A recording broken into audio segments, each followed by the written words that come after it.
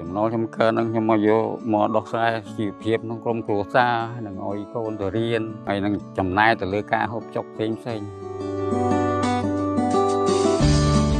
តាំងពីមុនមកខ្ញុំដាំបានតិចនៅថាវាខ្វះទឹកអាកាសធាតុក្តៅខ្លាំងធ្វើឲ្យពិបាកក្នុងការដាំដុះមួយទៀតគឺក្តៅខ្លាំងធ្វើឲ្យទឹករីងក៏វាលឿនទឹកមិនអាចគ្រប់គ្រាន់ក្នុងការស្រោចស្រពដំណាំ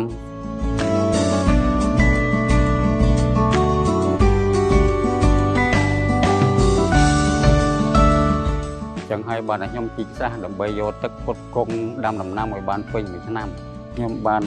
ដាំបានច្រើនហើយវាបានល្អជាងមុនដោយសារទឹកវាគ្រប់គ្រាន់ហើយជាក់ស្ដែងខ្ញុំបានដាំពូតនិងត្រសក់ជាមួយបើផ្ទៃដីកន្លះហិកតាហ្នឹងខ្ញុំដាំខែប្រាំងក៏ដាំបានខែវស្សាក៏ខ្ញុំដាំបានយើងបានទឹកឲ្យគ្រប់គ្រាន់ទៅវាធ្វើឲ្យពូតយើងវាលាតធំទទួលបានផលច្រើន